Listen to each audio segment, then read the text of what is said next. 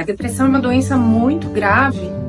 Já há muito tempo a gente tem um tratamento farmacológico que é essencial para o tratamento, mas para alguns pacientes isso não é suficiente, né? Então, nos pacientes que têm uma depressão mais refratária, que já tentaram mais de um antidepressivo, existem outras possibilidades.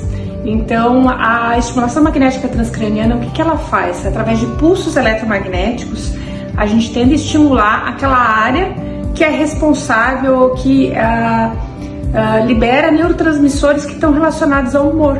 Então, na verdade, o que a gente vai tentar fazer com a estimulação é fazer com que aquela região ela funcione um pouco melhor e assim você consiga contribuir para a melhora dos sintomas da depressão.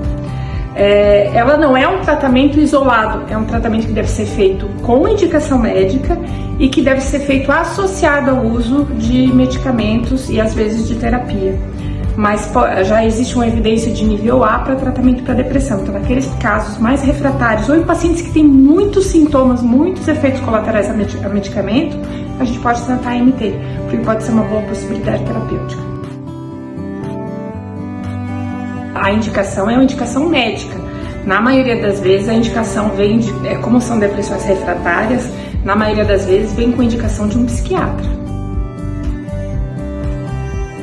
Como a gente vai tentar ensinar o cérebro a funcionar melhor, ele precisa de um protocolo de indução. Então, geralmente assim, existe uma primeira avaliação que é feita para a gente poder adequar o protocolo do paciente. Nessa primeira avaliação, você usa escalas que vão determinar o grau do sintoma do paciente, por exemplo, escalas para avaliação de depressão.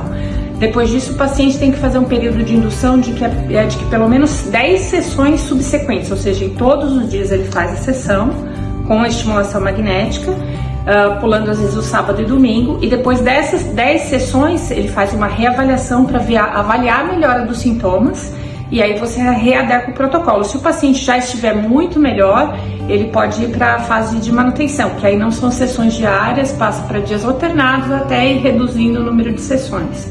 Existem alguns pacientes que têm quadros mais refratários que precisam às vezes de 20 sessões de indução, mas no geral, geralmente são 10 sessões de indução. E para alguns casos ele pode ser muito efetivo, né? É lógico que não tem como generalizar, porque os pacientes são únicos, né? Então, e a gente tem que adequar ao paciente, e às vezes o paciente tem mais de uma queixa. O que a gente tem visto é que, principalmente pacientes que têm dor crônica associada à depressão, a gente pode usar mais de um protocolo, porque o protocolo é individualizado. Então, quando a gente estimula para tratamento de depressão, tem uma determinada região do cérebro, mas existe uma área relacionada à dor que também pode ser estimulada. Então, quando a gente tem dor crônica e depressão associado, os resultados parecem muito bons. Então, a MT, ela é um tratamento inovador, é um tratamento mais recente, mas já existe regulamentação no Conselho Federal de Medicina desde 2012. É uma legislação que está desatualizada, que provavelmente vai mudar, mas ela tem legislação para tratamento com nível de evidência para depressão bipolar e depressão unipolar, com indicação médica.